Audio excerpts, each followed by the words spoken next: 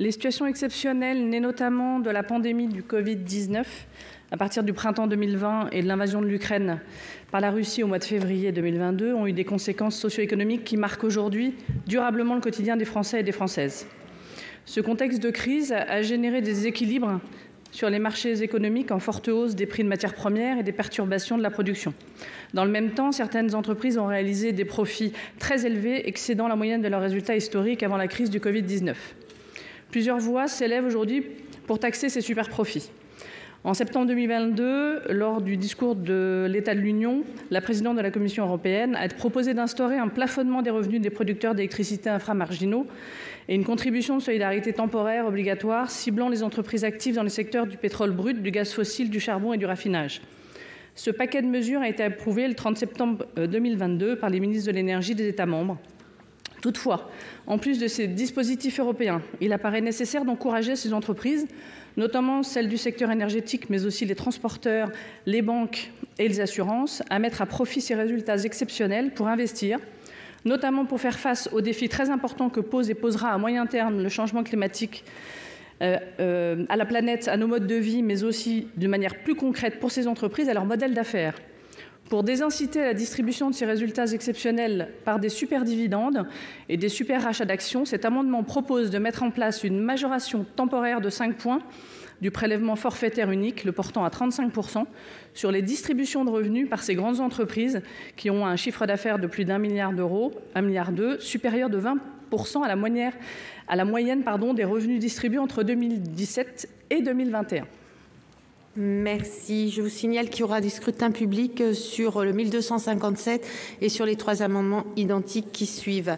Le 614, Monsieur Breuiller. Merci Madame la Présidente, Monsieur le Ministre. Notre amendement, je dois rendre à César ce qui est à César, c'est l'amendement déposé par Jean-Paul Mattei qui vient d'être défendu par notre collègue et qui a été adopté le 12 octobre à l'Assemblée nationale. Ça n'était pas la nuit du 4 août, mais bien une volonté de justice sociale dans une période de crise de chercher des réponses les plus adaptées. Nous voulons évidemment reprendre cet amendement qui a fini dans les poubelles ministérielles à l'occasion du 49.3 et je voudrais juste souligner que rendre à César ce qui est à César, c'est une expression tirée des évangiles synoptiques. Elle est une réponse positive à la question posée par des pharisiens. Faut-il payer l'impôt? Nous répondons oui. Merci. Le 682, Monsieur Cozic. Merci Madame la Présidente. C'est le même amendement que mon collègue Breuiller. Donc la proposition est de reprendre l'amendement voté à l'Assemblée nationale à l'initiative du groupe MoDem avant d'être passé sous les fourches codines de l'article 49.3 par le gouvernement. Par contre, le groupe socialiste souhaite que le Sénat se prononce sur ce dispositif. C'est une mesure de justice sociale et je crois qu'il est important aussi que chacun participe à l'effort national. Merci. Le 817, Monsieur Bocquet. Oui, merci Madame la Présidente. Cet amendement qui constitue pour nous un repli total, un infime geste, mais constituerait en revanche pour le Sénat et le gouvernement à dire « je vous ai compris ». Le dispositif un peu alambiqué est finalement simple. L'imposition des bénéficiaires de dividendes est majorée de 5 points au titre du prélèvement forfaitaire unique.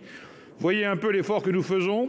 Nous voulons abroger le PFU et revenir à un régime d'imposition équivalent entre le capital et le travail. Nous voulons dissuader les entreprises qui versent. Là, nous reprenons cette proposition de la majorité relative à l'Assemblée nationale, le MoDem, qui vise à augmenter de 5% l'imposition des personnes physiques qui reçoivent des dividendes, même pas tous les dividendes, seulement ceux des grandes entreprises, qui versent plus de 20% de dividendes une année par rapport à la moyenne des 5 années précédentes, seulement pour les personnes qui reçoivent plus de 50 000 € de dividendes sur une année, quand même. Ce n'est plus un pas que l'on fait vers vous, ça relève du saut en longueur. Malgré toutes ces restrictions et la mesure que l'on connaît de l'auteur de cet amendement, M. Jean-Paul Mattei, quand il s'agit de taxer le capital, la proposition adoptée à l'Assemblée nationale par tous les bancs a été enterrée, malheureusement, par le 49.3. Il faut s'arrêter sur la raison qui préside à la disparition de l'amendement. J'ai mené l'enquête, j'ai écouté RMC, vous voyez ce qu'il m'en coûte. Bruno Le Maire estime que cette mesure est profondément injuste. Pourquoi ? Je cite, « Elle touche les personnes physiques, par exemple un salarié qui a des actions, je n'en connais pas beaucoup, et pas les personnes morales, comme les entreprises et le holding. » Monsieur le ministre, combien de salariés touchent plus de 50 000 € de dividendes sur une année? Pas ceux que je côtoie. Monsieur le ministre, nous vous proposons 2 dispositifs. L'un qui concerne l'entreprise qui verse, l'autre les particuliers qui reçoivent. Comme vous l'avez fait pour 97 amendements de la majorité, sur les 117 retenus, choisissez ce que vous préférez. Merci. L'avis de la commission, monsieur le rapporteur général. Des avis défavorables. Il y a, comment dirais-je, une différence de seuil sur la question de l'imposition sur les super dividendes, puisque dans un cas, c'est à partir de 750 millions d'euros de chiffre d'affaires, et dans l'autre cas, c'est 1,2 milliard. C'est un mécanisme, chacun l'a bien compris, qui conduit à imposer davantage les détenteurs de participation dans des entreprises qui distribuent des dividendes qui sont 20% supérieurs à la moyenne sur 2017-2021. Tout a été dit. La question qui se pose aujourd'hui, c'est comment trouver une juste place dans le fonctionnement de notre économie, sachant qu'en plus dans cette période, puisque c'est 2017-2021, ça a aussi correspondu à une partie de la période de référence, je dis bien une partie, pendant laquelle il y avait la crise sanitaire avec des aides publiques de l'État. Et la question qui nous est posée, c'est où on place le curseur entre le financement par le marché, par les entreprises, leur permettre de se développer avec un système bancaire à côté, et où la manière d'avoir non pas une économie administrée, mais une économie avec une forme de tutelle. Je pense que nous devons être attentifs à cette manière de voir notre économie fonctionner dans ces périodes de crise comme en période normale. Ce sont les éléments qui m'ont conduit à rendre un avis défavorable. Merci. L'avis du gouvernement, monsieur le ministre. Merci Madame la Présidente, Mesdames et Messieurs les sénateurs. Nous abordons une série d'amendements qui touchent à la contribution, la juste contribution de chacune et de chacun dans le cadre de la crise que nous traversons. Et en réalité, nous avons d'ores et déjà commencé à aborder ce sujet un peu sans le dire, puisque l'article 4 nonies qui a été adopté sans intervention est le premier volet de la transcription dans cette loi de finances du mécanisme européen que nous avons mis en place pour capter les super profits dans le secteur de l'énergie. Le 4 nonies, c'est la partie qui concerne les énergies fossiles et donc qui se retrouve dans ce texte. Je le mentionne, puisque je me souviens que cet été, dans le précédent PLFR, nous avions eu ce débat sur la question des super profits, pas encore des super dividendes. On avait, avec Bruno Le Maire, renvoyé vers une discussion européenne et à l'époque, certains nous avaient accusés de le faire de manière un peu dilatoire pour gagner du temps, pour enjamber le texte en nous disant qu'il n'en ressortirait rien. Finalement, il en est ressorti une taxe, un mécanisme européen qui nous permet, et c'est dans le texte initial, de récupérer 7 milliards d'euros de super profit, l'appelleront certains, en tout cas de rente inframarginale, l'appelleront d'autres, de profits indus, en tout cas immédiatement liés à l'inflation sur les prix de l'énergie.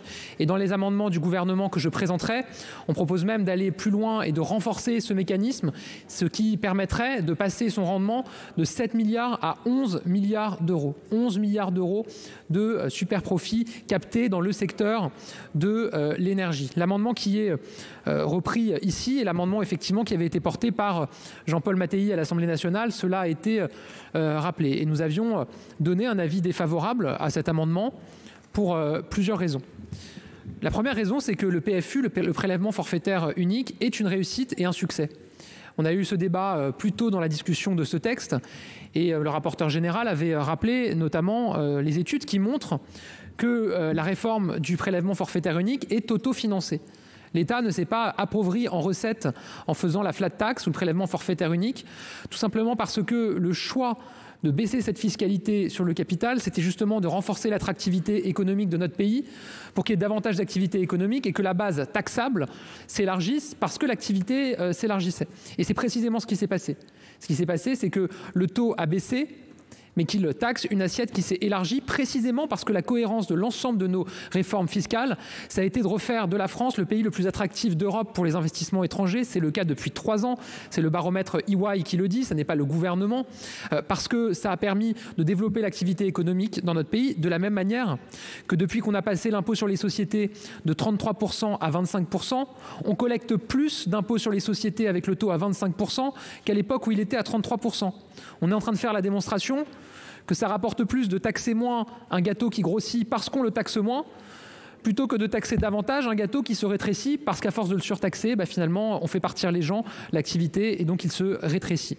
Donc, je pense qu'il faut être prudent quand on propose de revenir sur cette réforme fiscale, même pour un moment temporaire comme c'est proposé par certains. D'autant plus que, et c'est mon deuxième argument, vous dites que c'est une contribution temporaire, et donc, dans ces conditions, rien n'empêcherait une entreprise d'attendre avant de verser des dividendes que la taxe et que la contribution temporaire soient passées. Et de garder les fonds et d'attendre que le mécanisme de contribution soit passé pour verser ces dividendes une fois que le taux est revenu à 30%. Donc je ne suis même pas certain de l'effectivité de la mesure que vous proposez. La troisième raison pour laquelle je suis opposé à ces amendements, c'est parce qu'ils porte pour moi un vrai problème juridique et qu'il serait probablement censuré par le Conseil constitutionnel pour une rupture d'égalité devant l'impôt. Puisqu'ils font ces amendements, ils font varier le taux d'imposition des actionnaires, donc on parle de personnes physiques, selon la taille de l'entreprise dont ils sont actionnaires. C'est-à-dire que prend 2 actionnaires, 2 personnes physiques qui reçoivent des dividendes, vous mettez des taux d'imposition différents selon la taille de l'entreprise. Ça serait très vraisemblablement qualifié comme une rupture d'égalité devant l'impôt. Donc pour cette raison juridique, ça ne fonctionne pas. Et puis enfin, le dernier point, et ça a effectivement été mentionné, c'est que nous, ce que nous voulons aussi, c'est développer l'actionnariat salarié. Au fond, on peut se dire que l'objectif, c'est de taxer davantage les actionnaires, mais effectivement, on peut aussi se dire que l'objectif, et en tout cas c'est le nôtre, c'est qu'il y ait plus d'actionnaires dans l'entreprise. Et oui, c'est possible, Monsieur Bocquet. D'ailleurs, ça a commencé à se développer, l'actionnariat salarié. Je crois que chez Total, c'est un chiffre que j'avais vu passer, il y a maintenant entre 12 et 15% de salariés qui sont actionnaires de leur entreprise. Alors, par définition, les plafonds de dividendes versés sur l'année sont différents selon les amendements, mais on peut se retrouver avec des salariés actionnaires de leur entreprise. Et il y en a maintenant à tous les niveaux dans l'entreprise, à tous les niveaux de rémunération, qui se retrouveraient taxés par cet amendement. Nous, on veut développer l'actionnariat salarié. Bruno Le Maire l'a dit, on veut porter une réforme sur ce sujet en 2023 pour que quand il y a des versements de dividendes à des actionnaires dans l'entreprise, les salariés puissent être intéressés également via des mécanismes d'intéressement, de participation ou d'actionnariat salariés. Pour toutes ces raisons, je pense que ce serait à la fois un mauvais message en termes d'attractivité pour notre place économique, et on a vu les résultats quand même, de premiers résultats en tout cas positifs ces dernières années grâce à la réforme du PFU et de la flat tax. Ça a été souligné très largement sur les bancs dans le débat que nous avons eu hier. Et ensuite, pour des raisons encore une fois profondes juridiques, cet amendement ne fonctionnerait pas et serait très probablement anticonstitutionnel. Donc je vous propose le retrait, et sinon je donne un avis défavorable. Merci, Monsieur le Ministre. J'ai des explications de vote. Monsieur Féraud.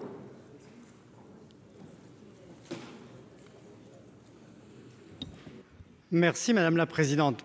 Pour notre part, nous ne sommes pas sectaires et nous allons voter cet amendement sur la taxation des superdividendes, qu'ils viennent des centristes du Sénat ou des centristes de l'Assemblée nationale, puisque nous avons repris leur amendement. Et je pense que, en effet, ce débat est très important. C'est dommage qu'il vienne juste avant celui sur les super profits, parce que d'une certaine manière, il y aurait une logique à ce que nous en parlions dans l'autre sens. Parce que j'entends les arguments du ministre et personne n'ignore que le gouvernement est très content de la réforme du PFU sur la taxation du capital. Mais dans cette période aujourd'hui, je reprendrai les mots du président du groupe MoDem à l'Assemblée. J'assume ma proposition sur les superdividendes. L'idée est de nourrir le débat sur le rapport entre la fiscalité du capital et celle du travail. Et je pense que depuis plusieurs mois, nous avons nourri utilement ce débat. D'ailleurs, la position du gouvernement sur les superprofits a évolué. sous la pression de l'opinion, de nombreux parlementaires, y compris de la majorité, sous celle de l'Union européenne aussi, et le ministre vient de le dire, je m'en réjouis. Mais il faut aller plus loin, et en particulier sur cette question des superdividendes. Parce que si nous adoptons juste après un amendement de taxation sur les superprofits, je dirais alors très bien. Mais si nous ne l'adoptons pas, alors les superdividendes, ce sont des superprofits qui n'ont pas été réinvestis dans l'entreprise, qui n'ont pas servi à baisser les prix, qui n'ont pas servi à augmenter les salaires des salariés de l'entreprise. Donc ce sont des dividendes qui auraient pu servir à autre chose, comme le réclame le ministre de l'économie lui-même. Et donc les taxer de manière temporairement supérieure au PFU, c'est vraiment extrêmement logique. Merci. Monsieur Bocquet. Oui, une question, monsieur le ministre. Vous dites que vos choix fiscaux permettent d'encaisser plus d'impôts sociétés qu'avant. Mais là, j'ai le document qui nous a été remis au mois de septembre, le dossier budget. Et sur les chiffres annoncés pour les lois de finances révisées au titre de 2022, on était à 59 milliards. Et vous prévoyez pour le PLF 2023 55,2 milliards. Comment expliquez-vous cette différence? Et puis, désolé, je vais réinfliger à mes collègues la lecture des Échos du jeudi dernier. Mais monsieur le ministre n'était pas là, c'était monsieur Lescure, votre collègue, qui vous précédait. Juste une citation pour vous dire que les actionnaires peuvent remercier les compagnies pétrolières et les prix élevés du baril d'or noir. Sur le seul troisième trimestre 2022, ces dernières ont distribué 46,4 milliards de dollars de dividendes, soit 75% de plus qu'en 2021. Comment voulez-vous que le débat soit enterré? Merci. Monsieur le questeur Capo-Canellas. Merci Madame la Présidente. Monsieur le ministre, je suis un tout petit peu étonné quand même de l'argument sur la rupture d'égalité. Classiquement, en matière fiscale, il y a souvent des seuils. Et là, vous nous dites qu'il y a un seuil, donc ça crée une rupture d'égalité. C'est quand même étonnant. Merci. Monsieur Breuiller. Je tenais à remercier le ministre de son souci de préserver les salariés. Franchement, dire qu'on va interdire une surtaxe temporaire sur les dividendes pour protéger les salariés, j'avoue que c'est un argument qui, je pense, fera florès et sera repris assez largement. Mais je voulais aussi dire que dans cette enceinte, j'entends toujours défendre la valeur travail. Eh bien voilà qu'on propose de taxer, que le groupe du centriste propose de taxer les dividendes au même niveau que le travail. Franchement, si on défend la valeur travail, je ne trouve pas scandaleux qu'on taxe les dividendes à la même hauteur qu'on taxe le travail. Merci. Alors, oui, Madame Ract-Madoux. Je voulais rajouter aussi qu'on parle de taxation, mais en fait, ils peuvent éviter cette taxation s'ils réinvestissent en fait dans l'entreprise ou auprès des salariés. Donc, c'est vertueux. Merci. Monsieur le ministre.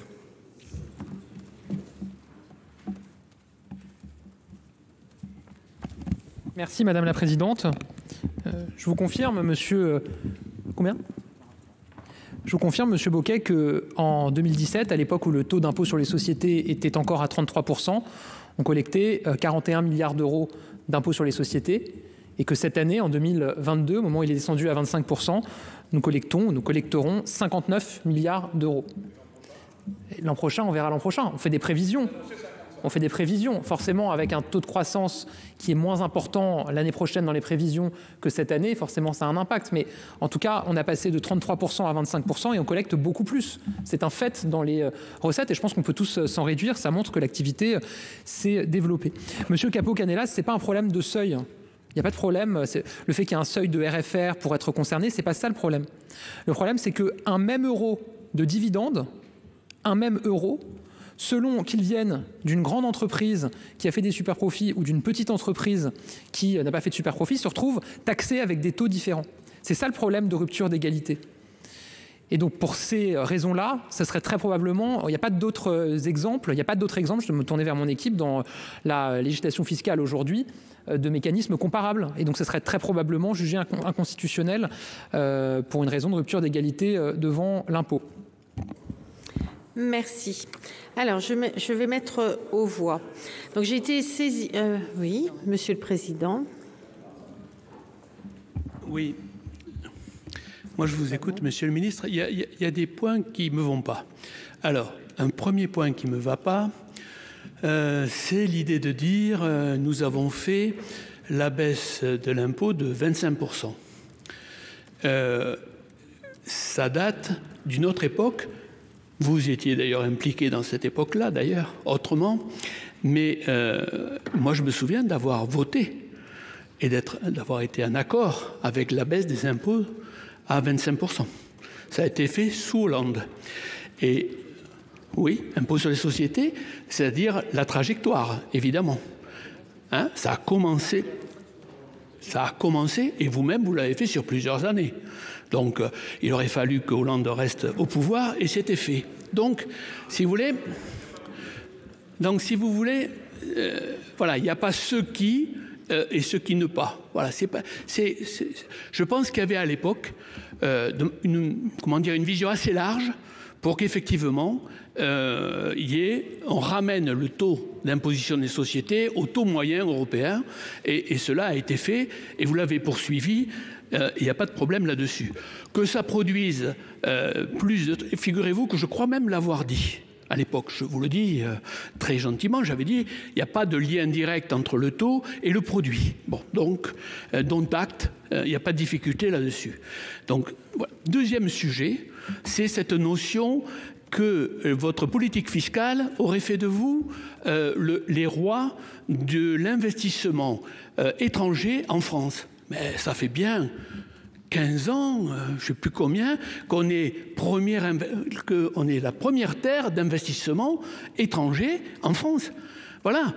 Et il y a 15 ans, on l'était, on est passé second, on revient premier. Bon, enfin, on a toujours été parmi les territoires principaux de réception des investissements. Donc je ne voudrais pas quand même que vous disiez, voilà, en 2017, il y avait le monde d'avant, et puis il y a le monde d'après, voilà, et tout d'un coup, tout est magnifique. Non, ça fait longtemps que c'est le cas. Et si c'est le cas, c'est d'ailleurs pour un ensemble de phénomènes, la géographie de la France, les compétences, etc.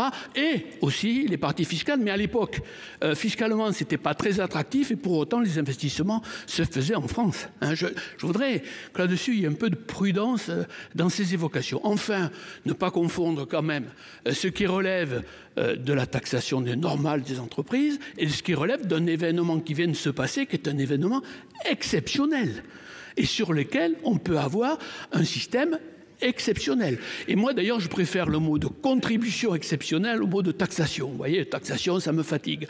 Contribution exceptionnelle pour cette année. Voilà, il y a un besoin et il y a, il me semble, une compréhension des Français aussi sur ce sujet. Et même, je pense que les chefs d'entreprise, quelque part, bon, ils comprennent le sujet quand même, parce qu'ils sont aussi français, ils sont aussi, voilà, ils savent qu'il y a des problèmes dans ce pays et qu'il faut les résoudre et être solidaires de cela. Merci. Merci. Monsieur le ministre.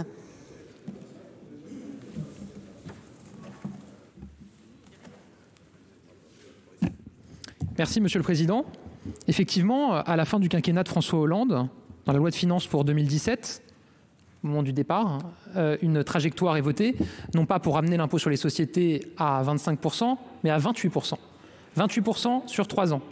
Et ensuite, c'est le gouvernement d'Emmanuel Macron, la majorité, qui non seulement a mis en œuvre, parce qu'il faut aussi ensuite... c'est comme les décisions qui avaient été prises, non mais c'est comme certaines décisions salariales dans la fonction publique qui avaient été prises quelques mois ou quelques semaines avant l'élection présidentielle de 2017 sans être financées. Ensuite, il faut s'occuper de financer les choses qui ont été annoncées ou qui ont été votées et qui a amené la trajectoire jusqu'à 25%, ce qui n'était pas prévu dans ce qui avait été voté en 2016. Ensuite, Monsieur le Président, vous m'aurez entendu, je crois, ou alors je pense que ça figurera au compte-rendu, dire tout à l'heure non pas que la France était devenue le pays le plus attractif en Europe pour les investissements étrangers, mais redevenu. Je ne méconnais absolument pas que notre pays a une grande attractivité historique et structurelle, évidemment. Ce que je constate simplement, c'est que ça faisait quand même un moment qu'il n'y avait pas eu plus d'usines qui ouvraient en France que d'usines qui fermaient, plus d'emplois industriels créés que détruits. Encore une fois, il ne s'agit pas de dire que tout va bien dans notre pays, que tout est parfait, que tout va bien dans le meilleur des mondes et que tout est grâce au gouvernement. Je dis juste simplement quand il y a des choses qui fonctionnent ou qu'il y a des signaux positifs, évidemment que on peut tous s'en réjouir collectivement pour notre pays et pour les Français. Et que je pense qu'il y a des signaux positifs, il y a des points positifs qui ne tombent pas du ciel, mais qui sont probablement le fruit d'une politique cohérente qui a peut-être démarré juste avant l'arrivée du président de la République. Par ailleurs, il était dans les murs ou pas très loin, juste avant aussi pour porter et défendre ces réformes à l'époque, mais en tout cas qui a été poursuivi. Vous avez rappelé qu'il s'agissait d'une proposition d'un mécanisme exceptionnel, mais moi je redis, dire qu'on met en place une surtaxation exceptionnelle sur une année, je veux dire, vous mettez à la place d'une entreprise, vous pouvez avoir des entreprises qui vont dire, mais on va pas verser de dividendes cette année-là, puisqu'il y a une surtaxation cette année-là, on va attendre l'année suivante pour en verser quand le taux sera revenu à 30%. Donc pour moi, ça rend même presque inopérant le dispositif. Et enfin, vous avez dit que vous préférez le mot contribution au mot taxe, et donc je me réjouis d'avance que vous souteniez et encouragiez les deux contributions portées dans ce PLF, qui sont issues du mécanisme européen, contribution de solidarité et contribution sur les énergéticiens. C'est 11 milliards d'euros que nous allons récupérer à ce titre. Merci. Monsieur Bachere, et après je mets aux voix. Madame la Présidente, Monsieur le Ministre, mes chers collègues, bon, on fait un peu de philosophie, mais on ne va pas faire des choses opérantes. Pourquoi? Vous savez, les entreprises, ça pilote son bilan, hein, une grande entreprise. Donc, vous dégagez autant de dividendes que vous voulez. Vous pouvez même racheter vos actions, vous savez, pour ne pas verser de dividendes. Et ils le font. Et ça, et votre truc sera totalement inopérant. Une grande entreprise, ça pilote son bilan. Si vous faites une contribution exceptionnelle, alors sauf si, évidemment, ça dure autant que les contributions, l'exceptionnalité. Mais non. Donc là, on fait un peu des sbroufs, mais en tout cas, ce ne sera pas opérant. On peut le regretter. On peut dire que philosophiquement, on est pour, on est contre, et c'est le débat que nous essayons d'avoir. Et c'est tout à fait normal.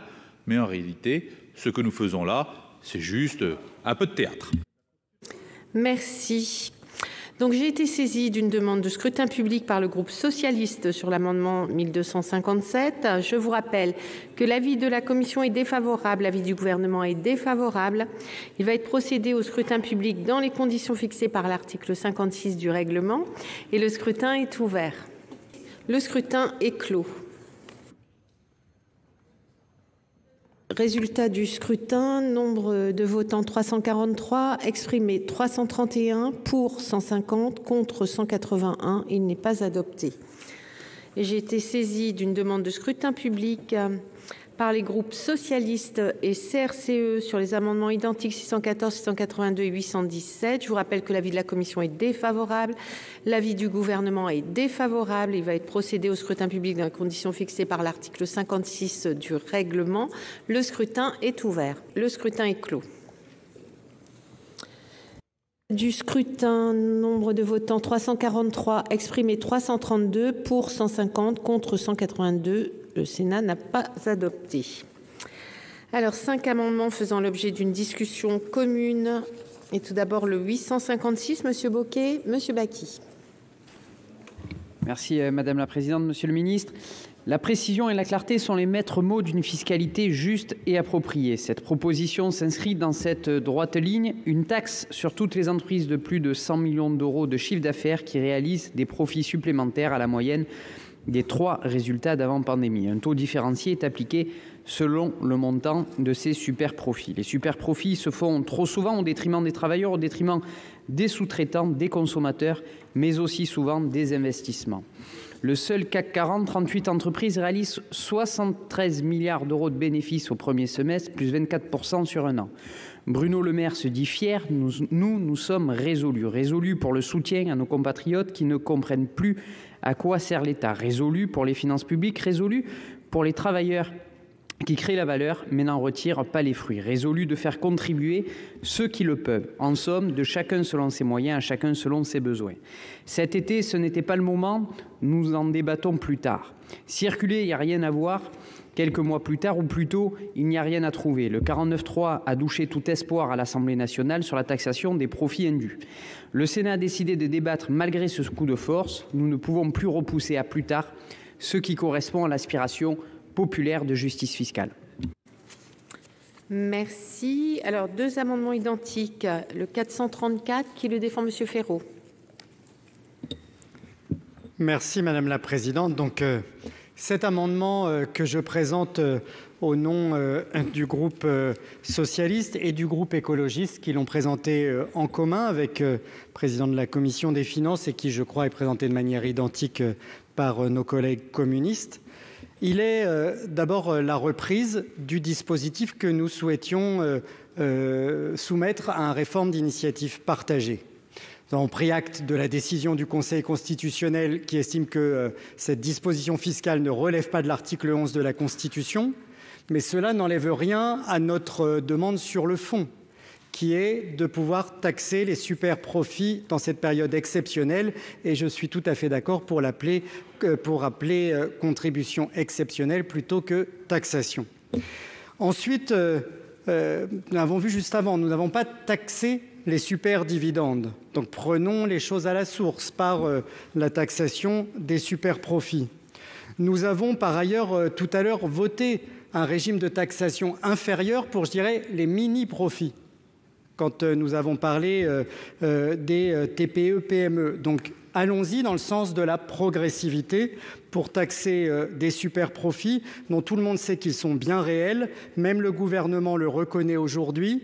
Il agit, mais uniquement dans un cadre européen. J'ai envie de dire, ajoutez-y aussi une dimension française, une dimension gouvernementale. Je suis sûr que vous n'aurez qu'à y gagner en popularité auprès des Français. Nous, notre dispositif est bien temporaire, il est bien ciblé sur les très grandes entreprises, il est bien ciblé sur les super profits et sur les profits exceptionnels, pardon. Donc, il répond bien à ce qui est aujourd'hui nécessaire et il permettra aussi de financer des mesures sociales dont nous parlons et dont nous savons qu'elles sont absolument essentielles et qu'il faut trouver les moyens de les financer. Merci. Le 845, Monsieur Bouquet.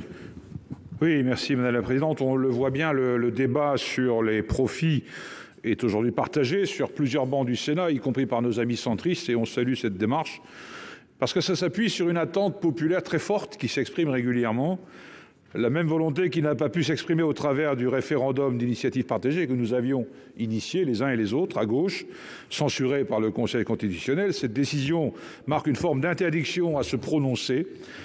Je crois qu'il est craint par le gouvernement qui s'est évertué à défendre auprès du Conseil une position en ce sens.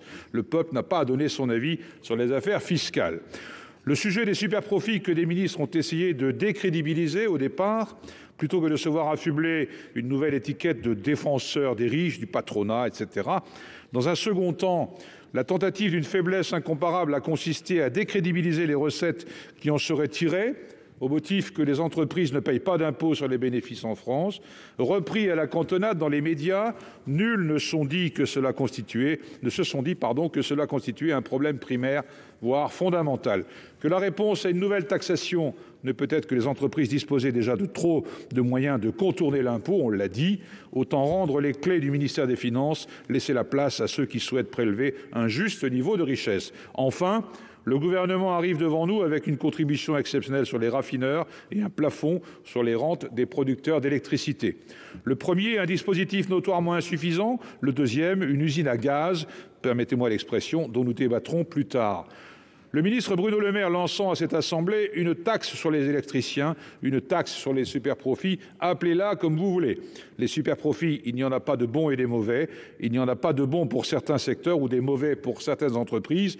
Le mouvement de rente de l'argent pour l'argent concerne l'ensemble des secteurs de l'économie. Si tel n'est pas le cas, ils ne seront pas assujettis. Cessons une bataille sémantique qui consiste à éviter pour les gouvernements de masquer qu'il a toujours su ce qu'étaient les superprofits et qu'il refuse d'aller les chercher.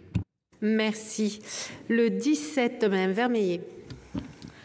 Merci Madame la Présidente. Donc l'amendement du groupe Union centriste vise à instituer une contribution exceptionnelle de solidarité sur les superprofits, tous secteurs d'activité confondus. Les entreprises dont le bénéfice net aurait été en 2022 supérieur à 10 millions d'euros et supérieur de 20% à la moyenne des 3 bénéfices nets les plus élevés réalisés au cours des 4 années 2018, 2019, 2020, 2021 se verraient appliquer une contribution à hauteur de 33% calculée sur la différence entre les deux montants. Alors, Monsieur le Ministre, en août, lors du PLFR 2, Vous-même et Bruno Le Maire étiez opposés à cette taxation que nous avions proposée, au motif qu'il fallait laisser aux entreprises la capacité de réussir leur transition écologique. Alors, vous ne parliez pas tellement de taxation européenne à l'époque, pas au mois d'août. En septembre, les choses étaient un peu plus mûres. La Première ministre a évoqué la question, le Président de la République également. Et réflexion faite, le gouvernement est mûr pour une taxation européenne. Le problème, c'est que ceux qui vont être taxés sont les énergéticiens, précisément ceux qui ont matière à réussir leur transition écologique. Et moi, je me demande, dans ce cas, est-ce que BNP Paribas a aussi beaucoup besoin de ces super profits pour réussir sa transition écologique? J'ai du mal à comprendre la cohérence dans ces arguments. Il y a 2 jours, Monsieur le Ministre, vous dites qu'il ne faut pas taxer tout le monde, et pas ceux qui ont fait des profits pour d'autres raisons que la crise énergétique. Pourtant, Bruno Le Maire a dit lors de la loi de programmation des finances publiques qu'il allait se charger d'aller chercher l'argent là où il est, et en premier lieu chez les GAFAM. Voilà. Alors, je ne comprends toujours pas la cohérence. Pourquoi certains sont taxés et pas d'autres? Pourquoi les GAFAM, on peut aller chercher ces super profits, pas le reste des entreprises qui font des super profits en France? En avons-nous les moyens? Non, à l'évidence, non. Notre déficit public alimente l'inflation et ce n'est pas supportable. Merci, chers collègues. Merci. Monsieur Bruillet, pour le 604. Bien, nous avons choisi de déposer un amendement commun avec nos collègues socialistes, mais je voudrais rajouter quelques mots à l'occasion de cet amendement propre. D'abord pour dire que nous nous félicitons qu'enfin dans notre hémicycle, chacun sache ce que sont les super profits, puisque c'était encore une donnée qui paraissait inaccessible, incompréhensible et inintelligible. Voilà 3 mois. Les super profits taxés en période de crise majeure ne sont pas une nouveauté. L'État a su prendre des mesures de ce type-là. Je ne vous ferai pas de retour historique jusqu'à Napoléon ou les profiteurs de guerre, mais il n'y a rien d'incongru. Ce qui est incongru, c'est d'annoncer de tels super profits dans une période où, du côté du budget de la nation, nous accumulons des déficits et j'entends d'ailleurs sur tous les bancs de la majorité sénatoriale une crainte sans doute fondée de l'excès de ces déficits, mais en aucun cas la volonté d'aller diminuer ces déficits par la taxation de gens qui font des profits, non pas parce qu'ils ont eu le courage, l'intelligence de faire des investissements, de faire des créations, mais parce qu'ils ont profité d'une situation de crise. Vous taxez les super profits des électriciens, des énergéticiens du renouvelable, mais l'énergie carbonée, la pharmacie, le transport maritime ou le secteur bancaire dégagent des profits. Et je termine juste sur un mot. J'ai été élu d'une commune très populaire.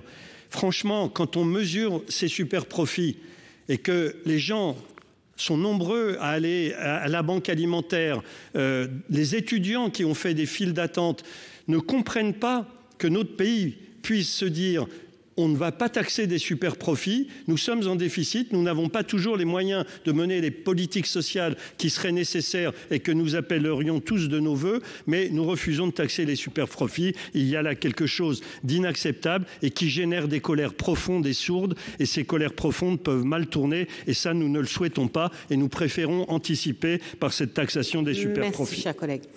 L'avis de la commission, monsieur le rapporteur, sur ces amendements. On a eu l'occasion, il y a quelques instants, d'aborder la question des super dividendes. On aborde la question, certains les appellent les super profits, d'autres les profits indus, voire des profits exceptionnels. Effectivement, chacun met le mot qu'il veut. La situation est aujourd'hui et depuis quelque temps, ça avait commencé avec différentes crises d'ailleurs. Ça a été le temps de la crise sanitaire.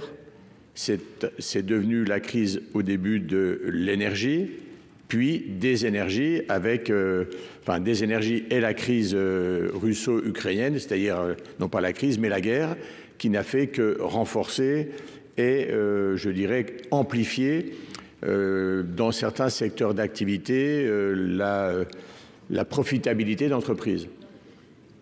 Moi, je vais vous dire, trouver, je dirais, la juste appréciation est assez compliqué entre se dire il y a quelques entreprises, et je viens d'entendre par exemple, et je crois que chacun le voit, réaliser des profits exceptionnels dans le domaine des énergies, ça paraît assez évident. De là à dire toutes celles des entreprises qui, alors là c'est l'amendement des centristes, disent au-delà d'un résultat supérieur à 10 millions d'euros avec un calcul qu'a rappelé la sénatrice Sylvie Vermeillet et sur une certaine durée, toutes celles des entreprises qui seraient concernées, eh bien, elles passent à la caisse. Je trouve que c'est un peu dur de la prendre sur une période qui couvre, si j'ai compris, qui peut couvrir 5 ans. C'est-à-dire, vous êtes une entreprise en croissance et tout à coup, il y a une intervention ensuite qui est, on va se le dire, qui n'est pas liée à la situation de 2018 ou 2019, qui est liée à la crise sanitaire au début, je le redis, et aux crises énergétiques et liées au conflit russo-ukrainien. Je trouve personnellement que c'est excessif et que ça n'est pas juste, en tous les cas pour certaines entreprises. Deuxième élément, et vous le savez, il y a des entreprises qui ont, comment dirais-je, un rayonnement international. Vous connaissez les règles, parce que c'est, je dirais, le dispositif est suffisamment connu de chacun d'entre nous, où il y a des profitabilités, donc des profits toujours très élevés, exceptionnels, mais qui ne permettent pas, au regard des règles, de venir, pour la France, chercher ce qu'on identifie comme des profits exceptionnels. Quand bien même, ce sont des entreprises dont, personnellement, mais je pense à un certain nombre d'entre nous, s'enorgueillissent de voir à la tête le drapeau de la France sur des multinationales. Je préfère aussi avoir des grandes entreprises qui rayonnent dans le monde et dont l'étendard est notre drapeau tricolore avec un grand nombre d'emplois, plutôt que d'être à la remorque ou moqué ou raillé. Alors vous allez me dire, l'un n'empêche pas l'autre ou n'est pas l'ennemi de l'autre, mais ça doit aussi être mis dans le débat public. Voilà, c'est autant d'éléments et il reste derrière la question, vous l'avez évoqué, moi ça ne me gêne pas d'en reparler, entre ces profits, ces bénéfices exceptionnels et puis les dividendes ou les rémunérations des chefs d'entreprise, puisqu'on l'a vu également plus tôt. Oui, on peut considérer que c'est choquant. Si je le dis moi à titre personnel, je trouve qu'on a l'impression que l'écart type, un peu comme un chewing-gum, s'allonge inexorablement. C'est un peu comme la valse des milliards. Quand on réfléchit, on se dit mais c'est pas possible. Comment des personnes qui ont forcément du talent pour être à la tête des entreprises perçoivent de telles rémunérations? Et concomitamment, on observe que si ces chefs d'entreprise, et on l'a vu d'ailleurs, n'étaient pas ou ne sont pas toujours d'ailleurs français, mais on va chercher les meilleurs parce qu'on pense que, enfin, les entreprises qui choisissent vont chercher les meilleurs pour réussir à entretenir la dynamique de l'entreprise et chercher des bons résultats. Ben évidemment, je suis un peu comme vous en regardant ce qui se passe dans le monde du sport, où c'est pas au départ celles ou ceux dont on pensait qu'ils allaient avoir le plus de talent, mais il y a le travail qui est là derrière et qui amène des rémunérations et des résultats parfois tout à fait exceptionnels, je le dis, qui me donnent aussi le vertige. Est-ce que pour autant il faut aller taxer, je le redis, temporairement et à cette ou à ces hauteurs, hauteurs, je n'en suis pas personnellement convaincu.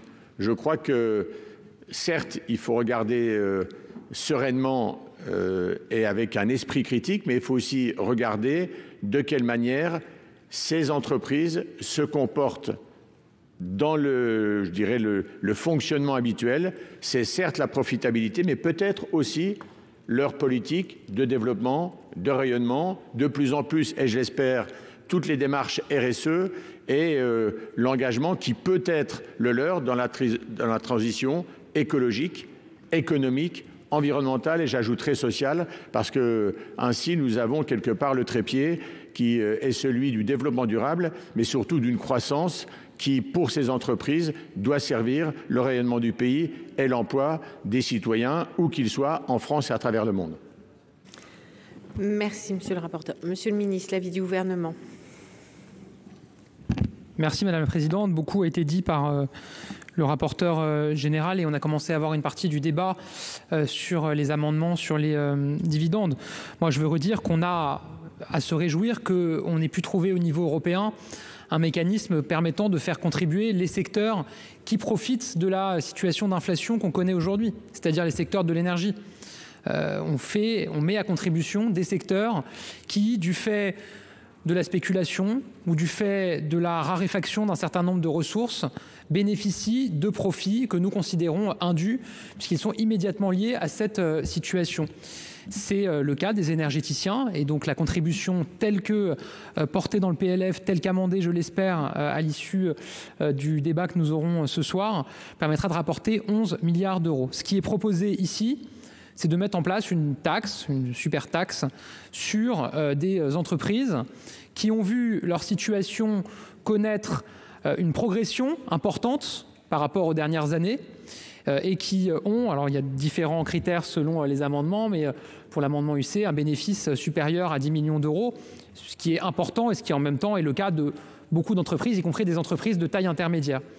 Moi, je le redis, ce qui me dérange avec cette proposition, c'est qu'elle va venir surtaxer des entreprises qui ont fait des profits, mais qui n'ont rien à voir avec la crise actuelle, qui ont fait des profits parce qu'elles ont investi, qui ont fait des profits parce qu'un dirigeant est arrivé à la tête de l'entreprise et il a redressé la boîte, qui ont vu leurs résultats s'améliorer parce qu'elles ont été déficitaires au moment du Covid et que leur situation s'améliore en sortie de Covid. Donc je ne comprends pas pourquoi aller les pénaliser, elles, alors que ça n'est pas lié à l'inflation. Elle ne profite pas, entre guillemets, de la situation d'inflation sur les prix de l'énergie. Et c'est ça la réponse que je voulais vous apporter, Madame Vermeillet. Pourquoi est-ce que nous taxons et nous mettons à contribution le secteur de l'énergie? Encore une fois, parce qu'il bénéficie d'une forme de rente de situation du fait de la guerre en Ukraine qui raréfie des ressources en énergie et du fait d'une forme de spéculation qui a lieu notamment dans le secteur du gaz. C'est pour ça, vous avez parlé des GAFAM, on a été un des premiers pays à mettre en place une taxe sur les GAFA, elle rapportera l'an prochain 700 millions d'euros, donc on n'a pas de problème à aller chercher les profits. Je rappelle que la France est quand même toujours le deuxième pays qui taxe le plus dans l'OCDE, on est deuxième derrière le Danemark, donc on n'a pas de problème avec les impôts en termes de principe. Donc moi je redis que votre super taxe, elle taxerait des entreprises qui n'ont pas profité spécialement de la situation telle que l'on la connaît aujourd'hui, mais qui se sont redressées pour X ou Y raisons, parfois parce qu'elles ont été déficitaires ces dernières années, parfois à cause du Covid. Ça taxerait des entreprises comme Peugeot Stellantis, Airbus, face à la crise qu'a connue le secteur de l'aérien, face aux enjeux qu'a le secteur de l'aérien à investir dans la recherche et développement pour l'avion bas carbone, pour l'avion à hydrogène, pour réduire l'empreinte carbone de l'aviation. Airbus taxé, Air Liquide, Saint-Gobain et des entreprises de taille intermédiaire, des ETI, encore une fois, qui ont pu connaître des difficultés pendant le Covid et à ce titre être déficitaires, qui ont connu une amélioration, mais qui ne doivent pas, à mon sens, être pénalisées à ce titre. C'est un vrai débat que nous avons et donc je donne un avis défavorable à vos amendements. Merci beaucoup. Alors, Monsieur le Président Rapin. Merci Madame la Présidente, Monsieur le Ministre. On va faire un petit jeu de rôle. Je suis chef d'entreprise et quels que soient les montants qui ont été évoqués au travers les bancs, ce n'est pas une taxe que j'aurais l'impression qu'on me demande, ce n'est pas non plus une contribution, mais j'aurais l'impression de payer une amende sur la réussite, une amende sur des gains dont le ministre a dit qu'effectivement ils pouvaient venir de fait tout à fait différent de la crise qu'on a vécue, mais simplement par une croissance de l'entreprise, parce qu'on a ciblé un élément du marché qui était important. Et je vais citer un cas. Je sais qu'il va toucher pas mal de personnes ici, puisque c'est celui du maritime. Dans le transport maritime, 90% des produits manufacturés circulent par la mer. CMA-CGM a fait des profits importants. Pourquoi des profits importants? Parce que l'offre est plus importante et moins importante que la demande. Et donc, sur le marché, peu d'entreprises peuvent assurer cette fonction de transport maritime. Rodolphe Saadé, au cours d'une audition ici au Sénat, a expliqué qu'il mettait en place un fonds vert, 1,5 milliard pour transformer ces navires, pour aller dans le sens de ce qu'on demande tous ici, la transformation écologique de tous les matériaux circulants. 1,5 milliard. C'est le fonds vert national qui va être mis en place cette année. Rendez-vous compte. Donc l'entreprise prend sur ses profits, dit profits, ses bénéfices, pour créer un fonds vert. Je trouve ça important. On se plaint ici souvent dans cet hémicycle, Madame la Présidente, vous allez me regarder de travers, on se plaint ici dans cet hémicycle du rayonnement de la France et du manque de rayonnement de la France à l'international. Que de mieux que ces pavillons français, ces belles entreprises qui nous permettent aujourd'hui d'avoir ce rayonnement français au travers justement les profits qu'ils gagnent. Et je me permets, Monsieur le Ministre, n'oubliez pas quand vous parlez de l'investissement industriel en France, de l'action des régions.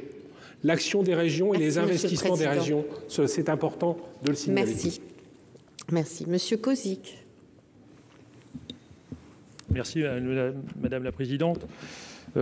Quelques mots. Moi, au nom du le groupe socialiste va voter l'ensemble des amendements qui sont présentés, et notamment celui présenté par le groupe centriste. Et d'ailleurs, je note avec beaucoup de courage la constance qui vous anime, chers collègues. Vous aviez fait cette proposition lors du PLFR cet été, et vous continuez, donc vous maintenez votre amendement. Je vous en remercie. Monsieur le ministre, je voulais aussi rebondir sur ce que vous avez dit tout à l'heure sur les superdividendes, en disant que ça posait un problème de constitutionnalité par rapport à l'impôt. Je pense que la taxe sur les superprofits résout en grande partie cette difficulté. Je ne vais pas répéter ce qui a été dit, je voudrais quand même rebondir sur la construction européenne, notamment sur l'Europe. Et je note que, plus que jamais, cette construction européenne est salvatrice pour notre pays dans ces temps troublés. Cette grande Europe, Monsieur le ministre, vous lui devez beaucoup. C'est grâce à elle que le ministre de l'économie a pu découvrir et comprendre ce qu'était un superprofit. Sans l'intervention européenne, il déclarait ne pas savoir ce qu'était un superprofit. Je suis heureux de noter que l'Europe lui a permis d'y voir plus clair sur le sujet. C'est encore et toujours grâce à cette grande Europe que l'idée d'une taxation de ces superprofits enfin définie vous est apparue acceptable. Je tiens donc à remercier l'Europe qui a mis fin à votre cécité sur ce sujet. D'ailleurs, je note qu'il est quand même très regrettable que sur ces sujets qui sont pourtant structurants pour notre société, que la voix de la France soit cantonnée à celle de simples caisses d'enregistrement, de décisions supranationales pour lesquelles vous vous êtes originellement opposés. Donc accepter cette proposition de taxation, c'est enfin, je pense, être force de proposition et non plus être un éternel suiveur, perpétuellement à rebours de l'époque. Merci. Monsieur le Président Delahaye. Madame la Présidente, Monsieur le Ministre, mes chers collègues, au mois d'août dernier, effectivement, nous étions déçus que notre proposition ne puisse pas aboutir. Depuis, on a été content de voir que l'Europe s'est inspirée de notre amendement. Puisque, à l'époque... Non, mais regardez la chronologie, Monsieur le Président. La chronologie, quand on a déposé notre amendement au mois d'août, c'était une contribution exceptionnelle de solidarité. Ce terme a été repris par l'Union européenne. J'entends que le ministre la reprend aussi à son compte. Très bien. Le mode de calcul des superprofits, il était dans notre amendement.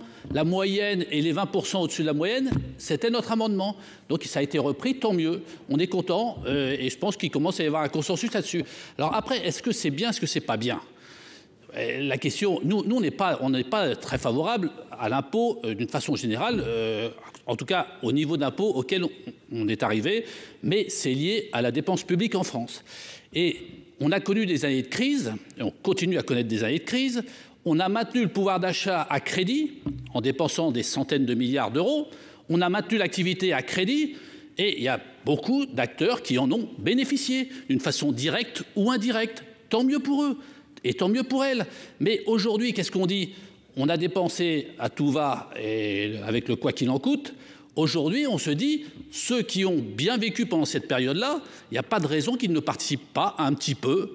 On ne demande pas non plus, on ne confisque pas tout ce qui est au-dessus de 20%.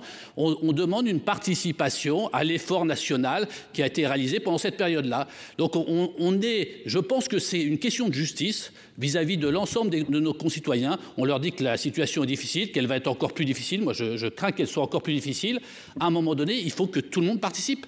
Et que ceux qui ont bien vécu, comme je l'ai dit, puissent apporter leur obol. Et c'est ce qu'on demande avec notre amendement. Merci, Madame Dindar. Oui, merci Madame la Présidente. Monsieur le Ministre, chers collègues, je crois que personne ne peut taxer les centristes de ne pas aimer l'entreprise. De la même façon, nous voulons aider l'aérien comme nous voulons aider le maritime. Nous en sommes bien conscients et ces sociétés ont besoin de l'aide de l'État et d'investissements pour des grands projets dont même nous, les ultramarins, nous avons besoin. Ceci dit, je crois que quand on fait de la politique, le symbole compte. Il n'y a pas de politique sans symbole. On ne reviendra pas à la nuit du 4 août, mais tout simplement à côté des ministres, pour une langouste trop rouge ou trop importante, il y en a qui sautent au niveau politique. Pourquoi? Parce que nous sommes dans des symboles. Et ce ne sont pas des parlementaires comme vous qui connaissez bien mieux que moi une petite nouvelle arrivante ici, qui connaît la vie politique et ses tumultes, qui dira que le symbole ne compte pas en politique.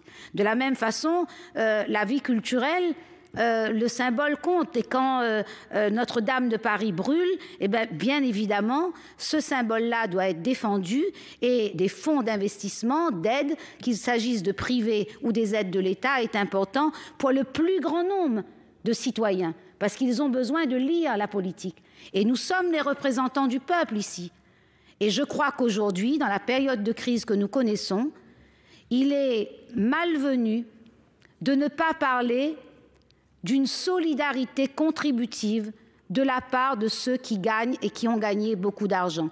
Ça ne veut pas dire du tout que les parlementaires que nous sommes ou que le gouvernement soient contre les entreprises ou contre le fait de gagner de l'argent. Au contraire, moi je suis toujours très contente de voir briller et retrouver des entreprises françaises quand il m'arrive de voyager à travers d'autres pays que le nôtre. Et donc voilà pourquoi je défendrai les amendements qui ont été portés.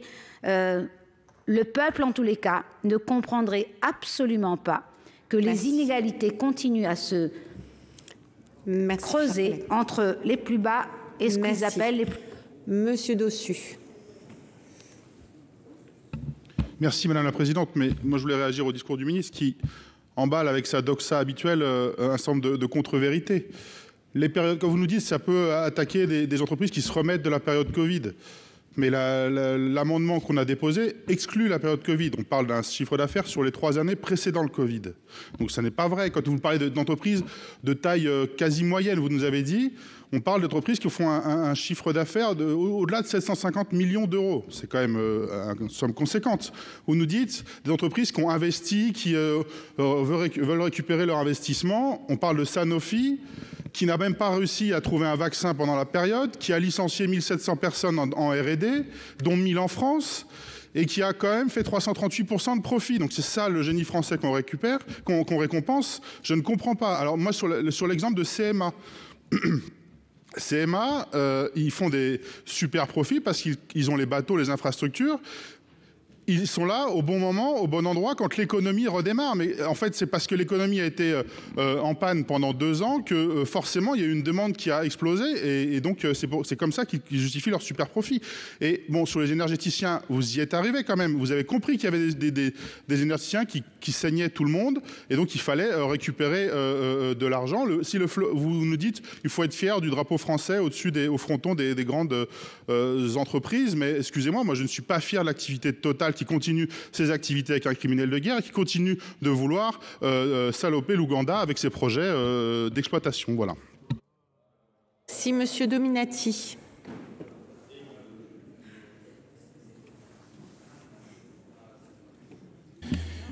Oui, Monsieur le ministre, Madame la Présidente, malgré les nombreuses explications, moi je n'ai toujours pas vraiment bien compris ce qu'étaient les superprofits.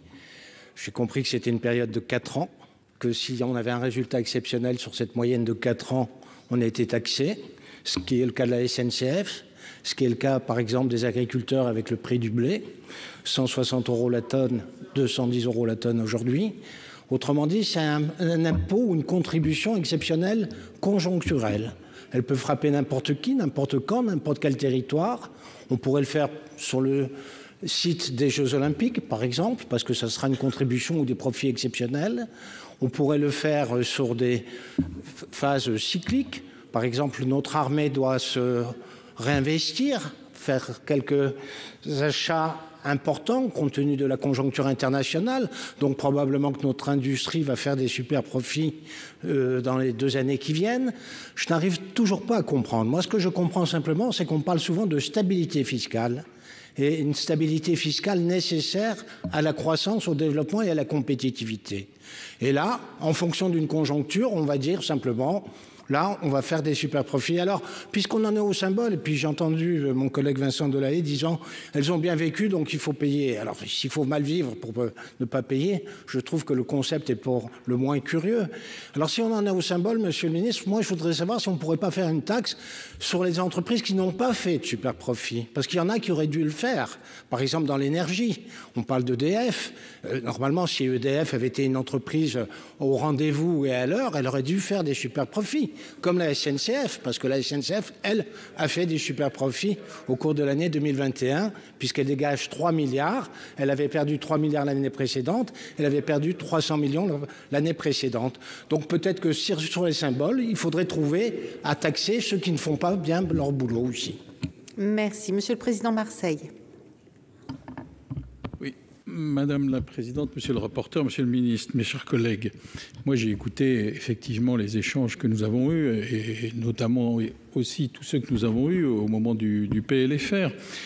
J'ai entendu beaucoup d'arguments concernant des sujets techniques relatifs à cette contribution qui est demandée aux entreprises.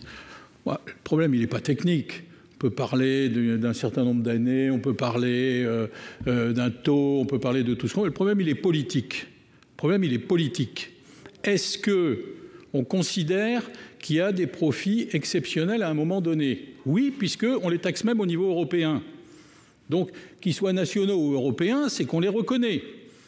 Mais on préfère se planquer derrière les Allemands, derrière les autres, qui, eux, dès le mois de juillet, ont organisé des contributions nationales.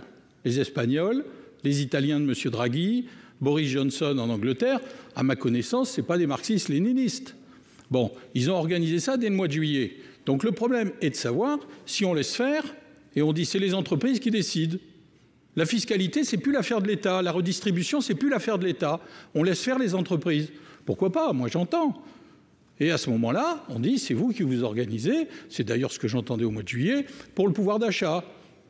Le seul pouvoir d'achat qui a véritablement augmenté, c'est celui de M. Pouyanné, si j'ai bien compris, et également celui de M. Tavares chez Stellantis, qui a pris un petit bonus de 66 millions. Il y a un problème d'exemplarité, comme l'a dit ma collègue Mme Dindar. Le problème, ce n'est pas le rapport. Que ça rapporte beaucoup, un peu ou pas du tout. À la limite, là aussi, le problème, il est politique. Est-ce qu'il y a une symbolique? On dit c'est l'État qui décide, c'est lui qui organise la fiscalité, c'est lui qui organise la redistribution, et il y a une contribution. C'est normal, elle est exceptionnelle, et il y a une symbolique. À partir du moment où on dit qu'est-ce que vous voulez? Avant, ils ne gagnaient pas, ou ils gagnent plus, ou ils gagnent bien, et c'est normal, etc. Pourquoi pas? Mais alors après, il faut que ça serve de référence. Parce que maintenant, on a un vrai sujet. Si on commence à expliquer que c'est les entreprises qui décident de ce qu'elles doivent faire avec les profits à un moment ou à un autre, chers collègues. Eh bien, écoutez, on verra pour l'avenir comment ça se passe. Merci. Monsieur Sautarel. Oui, merci Madame la Présidente, Monsieur le Ministre, mes chers collègues. Moi, je voulais revenir à une dimension un tout petit peu plus pragmatique et un peu moins idéologique. Et je voulais faire référence à deux aspects. D'abord, la dimension européenne. Parce que je crois qu'aujourd'hui, on ne peut pas aborder ce genre de questions sans le faire dans un cadre européen. Et force est de constater, si nous n'avons pas pu prendre au niveau national les mêmes mesures que d'autres États, c'est parce que déjà, comme l'a rappelé d'ailleurs Monsieur le Ministre, nos taux de prélèvement sont déjà substantiellement plus élevés que la moyenne européenne. Et donc, de ce point de vue-là, moi je me réjouis qu'on ait pu mettre en place à l'échelle européenne une taxe sur les énergéticiens qui s'applique sur l'ensemble du territoire européen et qui va ramener, le ministre l'a rappelé également, plus de 11 milliards d'euros dans les caisses de l'État. Et je souhaiterais d'ailleurs qu'à ce titre-là, à l'échelle européenne, on puisse avoir d'autres approches pragmatiques. Ce n'est pas le sujet du débat, mais j'y reviendrai dans un autre cadre, je veux juste le rappeler là. Si nous arrivions à avancer sur le prix de l'énergie, et en particulier pour avoir pour la France le tarif ibérique, ça nous rendrait bien service et ça nous ferait faire bien des économies budgétaires. Ça, c'était ma première remarque pragmatique. La deuxième, Philippe Dominati l'a évoqué, mais je voulais insister sur la SNCF. Il s'avère qu'en tant que commissaire au transport ou rapporteur spécial au transport, nous avons auditionné le président Farandou. Et effectivement, sur une mesure telle que celle qui est proposée, sans rentrer dans le détail, la SNCF et sa filiale Géodis, qui a fait de grands profits au cours de ces dernières années, autant que GCA CSM, qui a rayonné au niveau de la logistique à l'échelle mondiale, serait taxée très fortement. Et au-delà de cette filiale Géodis, sur cet exercice 2021, la SNCF qui a fait des profits exceptionnels cette année, dont on espère qu'elle pourra réinvestir parce qu'on a bien besoin de réinvestir dans nos réseaux. Et donc, de ce point de vue-là, je préférerais qu'elle puisse réinvestir plutôt que de contribuer à un effort national dont on ne sait pas ce qu'il serait ensuite sur le plan budgétaire. Voilà, je voulais juste faire ces deux remarques pragmatiques. Merci. Monsieur Delcros. Merci, Madame la Présidente.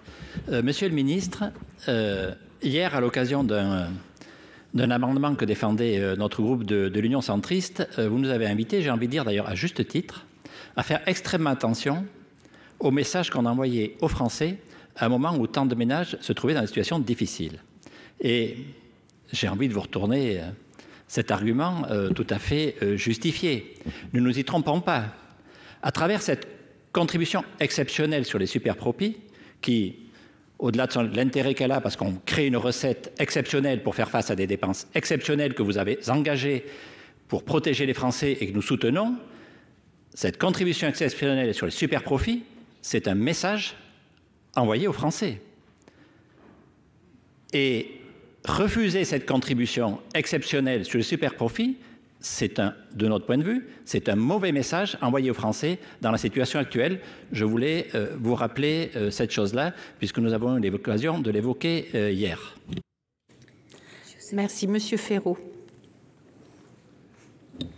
Merci, Madame la Présidente. On entend quand même dans ce débat pas mal d'arguments qui sont faux.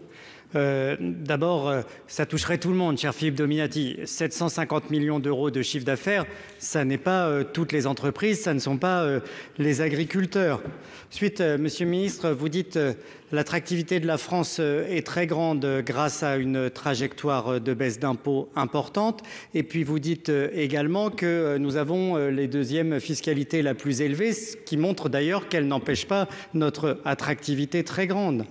Aimer l'entreprise ou pas aimer l'entreprise, c'est Claude Raynal tout à l'heure, le président de la Commission des Finances, qui rappelait que la trajectoire de baisse de l'IS a commencé sous le quinquennat de François Hollande. Donc si c'est un référentiel pour l'amour de l'entreprise, les socialistes aiment l'entreprise. La réalité, c'est que l'ensemble de ceux qui refusent cette taxation des superprofits sont un peu sur la défensive. Le gouvernement, vu le rapporteur général, il y a beaucoup d'arguments du rapporteur général qui auraient pu conduire à mettre en place un mécanisme de taxation, même modeste, même symbolique. Puis il y a aussi les entreprises. Finalement, c'est sous la pression de ce débat que CGM-CMA met en place un fonds vert. Et puis, pendant que Éric Bocquet lisait Les Échos, moi j'ai regardé LCI.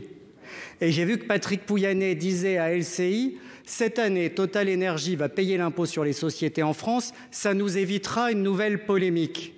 Eh bien, la polémique, au moins, aura été utile. J'espère que nous allons voter l'un de nos amendements, mais même si nous ne le votons pas, je crois que nous aurons fait œuvre utile avec ce débat sur la mise à contribution des superprofits. Et ça n'est pas une amende, les impôts sont une contribution à l'intérêt général.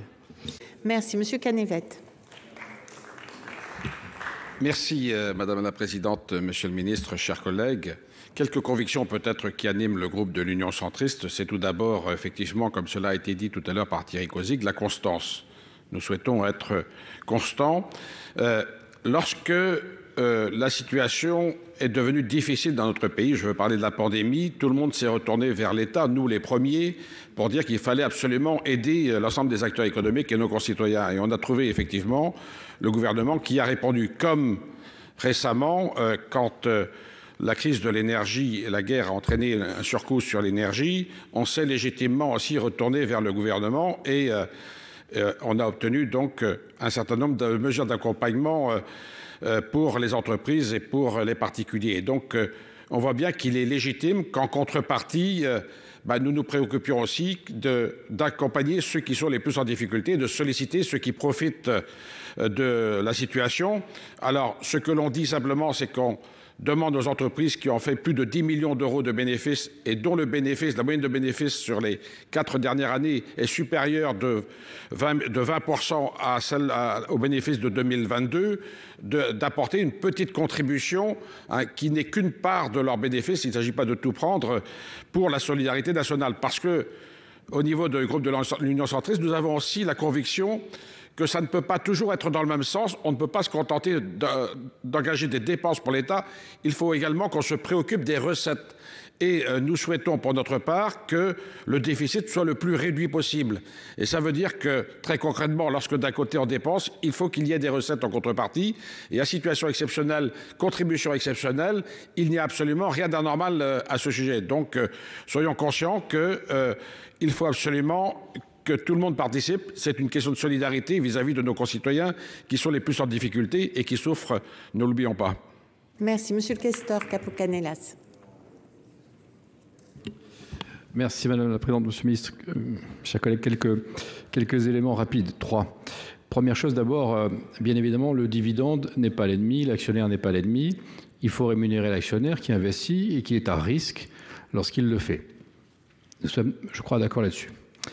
Deuxième chose, il n'y a pas que le secteur de l'énergie qui a quand même fait des profits importants dans cette période-là. Donc la question n'est pas illégitime de dire on peut regarder, en situation de crise, comment se répartit le coût de la crise. Cette crise énergétique, cette crise d'approvisionnement, cette crise liée au Covid, etc., tout ça a un coût pour l'économie. Et il n'y a pas de 36 solutions. Qui paye ce coût? C'est l'État. Alors l'État, ça veut dire de la dette. Et ça veut dire qu'on transfère la charge de la crise aux générations futures. Ça peut être les ménages. Les ménages le payent de deux façons, en pouvoir d'achat, ou bien ils vont le payer en impôt si on ne gère pas bien nos finances. Et ça peut nous arriver demain matin, si les taux montent trop vite, et si les marchés s'affolent. Et là, on n'aura pas le choix. Donc, il faut se poser la question, l'État, c'est les générations futures, les ménages, c'est le pouvoir d'achat et c'est les impôts. Et bien, on pose aussi la question en disant, les entreprises pour une part. Tout à l'heure, on a eu le débat sur le CIR. CIR, il ne faut pas y toucher. Les impôts de production, il faut aussi les baisser. Évidemment, okay, on croit aux vertus des baisses d'impôts. Mais simplement, quand on est dans une situation économique où il faut trouver des recettes, nous posons juste la question de dire comment on répartit cette recherche de recettes. Il faut couper dans des dépenses. Il faut aussi peut-être se poser la question de mesures. On peut discuter celle-ci, on peut trouver que les modalités ne sont pas les bonnes, mais rejeter le principe en disant jamais les entreprises, là, il y a un problème. Dans ce cas-là, on va dire, c'est l'État, la dette, et c'est les ménages. Il faut trouver une voie autour de tout ça, et ça peut être, comme l'a très bien dit Nassim Nadar, des symboles aussi de montrer qu'il y a une répartition de l'effort. C'est ça qu'il nous faut, me semble-t-il, essayer de trouver. Monsieur Seguin.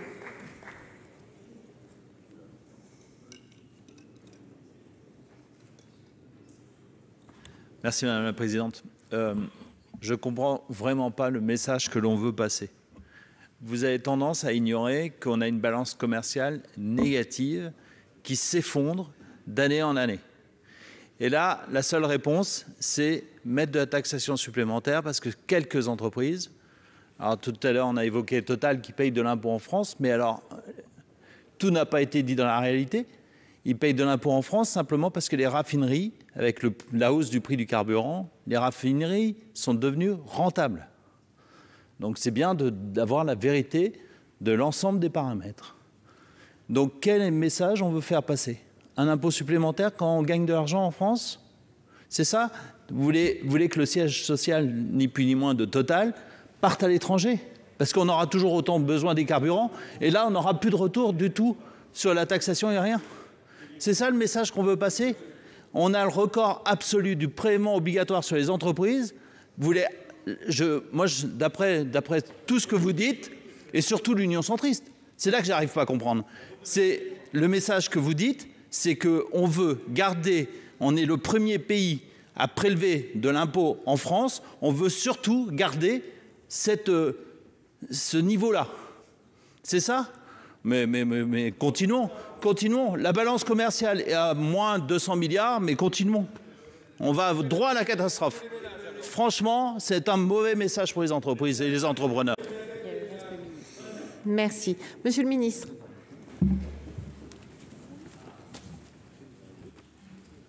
Merci Madame la Présidente. Je vais essayer d'aller vite.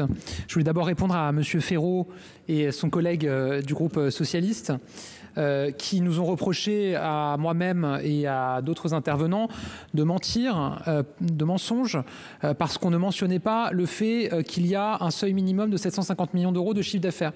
J'ai commencé mon intervention en disant qu'il y avait plusieurs amendements avec plusieurs critères. Pardon de répondre aux amendements qui viennent également des autres groupes. Désolé de ne pas me concentrer uniquement sur le groupe socialiste. Je pense que tous les amendements sont dignes d'intérêt et c'est normal évidemment que je réponde aux amendements du groupe UC et aux autres amendements. Voilà, je réponds à tous les amendements et donc je parle aussi des amendements qui ne sont pas les amendements socialistes. Mais puisque vous posez la question sur votre amendement, il a un gros problème que l'amendement UC n'a pas, pour le coup, c'est que là où l'amendement UC a quelque chose en plus par rapport à vous, je parle au sens positif du terme, c'est qu'il vient en déduction de la contribution européenne.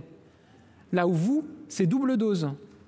Donc ça veut dire que EDF, que Engie, ils se retrouvent tapés deux fois, un par la contribution européenne que le gouvernement transcrit dans le PLF, deux par votre amendement. Au moins, j'ai envie de dire, côté UC, il y a eu cette complémentarité entre les deux taxes. Donc voilà, vous voyez, je réponds à votre amendement. Je réponds à votre amendement qui est aussi hautement problématique. Non, alors certainement pas. Je voulais maintenant répondre à Monsieur Marseille. Vous avez mentionné, vous avez fait un benchmark international. Moi, je veux dire que les Allemands, ils ont parlé cet été de faire effectivement une contribution européenne sur beaucoup de secteurs. Ça a été mentionné. Ils ne l'ont pas fait. Dans la coalition, ça n'a pas été retenu. Le Royaume-Uni a fait une taxe exceptionnelle sur l'extraction de pétrole. Ils extraient du pétrole. On n'a pas de pétrole. On a des idées de taxes, mais on n'a pas de pétrole. L'Italie a annoncé une surtaxe sur les entreprises à partir d'un certain niveau de chiffre d'affaires.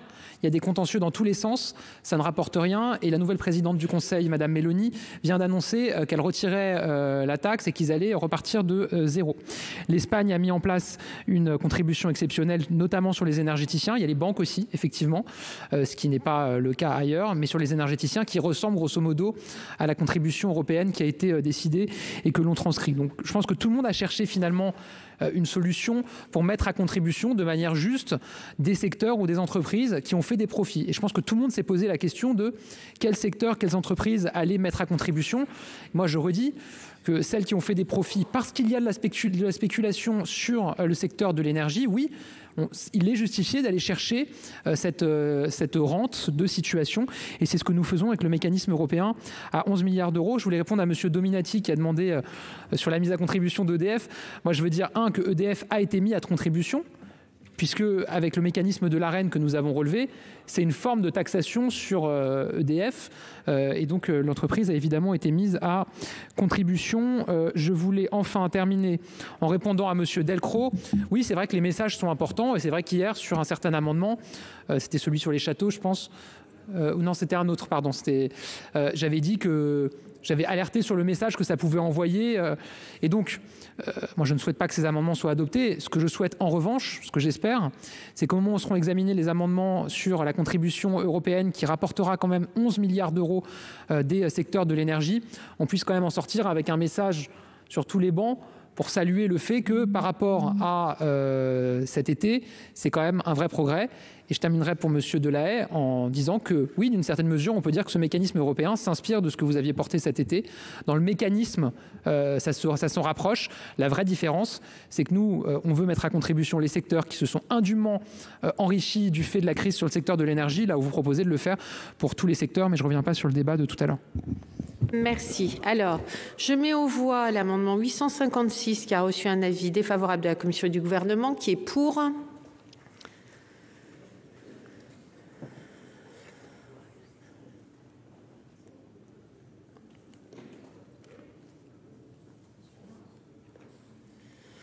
Qui est contre?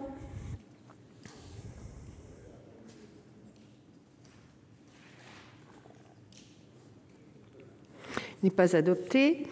Sur le 434 et 845 identiques, je suis saisie d'une demande de scrutin public par le groupe socialiste et je vous rappelle que l'avis de la Commission et du Gouvernement est défavorable. Il va être procédé au scrutin public dans les conditions fixées par l'article 56 du règlement. Le scrutin est ouvert. Le scrutin est clos. Résultat du scrutin, nombre de votants 343, exprimés 278, pour 97, contre 181. Le Sénat n'a pas adopté. J'ai été saisie d'une demande de scrutin public par le groupe socialiste sur l'amendement numéro 17. Je vous rappelle que l'avis de la Commission et du Gouvernement est défavorable. Il va être procédé au scrutin public dans les conditions fixées par l'article 56 du règlement. Le scrutin est ouvert. Le scrutin est clos. Résultat du scrutin, nombre de votants 343, exprimés 333, pour 152, contre 181. Le Sénat n'a pas adopté. Je mets aux voix l'amendement 604 qui a reçu un avis défavorable de la Commission et du Gouvernement, qui est pour, qui est contre, qui s'abstient, n'est pas adopté. Je passe à l'amendement 816, Monsieur Bocquet. Monsieur Savoldelli. Voilà, merci Madame la Présidente. Mes chers collègues, on vient d'avoir un débat. Un autre collègue disait il y a un problème de décision politique. Il avait raison. Super profit, on sait que ça ne se décidera pas par référendum, donc il n'y aura pas de décision populaire possible. Ça ne sera pas décidé par l'Assemblée nationale puisqu'il y aura le 49.3 et ça ne sera pas décidé ici parce que les Républicains n'en veulent pas. Donc il y a un problème politique. Ouais, oui, vous pouvez tergiverser, il y a un problème politique. Et l'amendement que je défends pour notre groupe, il intervient dans le même esprit que les super profits. Il vient sur la détermination du bénéfice net. Et là, on peut aussi avoir un débat assez fourni, parce qu'un certain nombre d'entreprises ont eu un bénéfice net. Pourquoi ? Parce que le bénéfice net, il est souvent fait et lié à la diminution de charges financières par l'entreprise. Et là, on a quand même un gouvernement entre le premier quinquennat et la suite qui a amené un niveau de diminution des charges financières pour un grand nombre d'entreprises, et notamment les grands groupes, de manière exceptionnelle. Et là, Monsieur le Ministre, c'est pas vous, mais c'est votre collègue, il a demandé aux entreprises bénéficiaires d'argent public de verser des dividendes. Elles n'ont pas écouté. Votre collègue Le Maire a demandé d'accroître le partage de la valeur dans l'entreprise en augmentant les rémunérations et plus timidement les salaires. Il ne l'a pas écouté non plus. Et enfin, dernière résignation de votre collègue le ministre Le Maire, que lorsque les actionnaires se versent des dividendes, les travailleurs puissent en bénéficier également.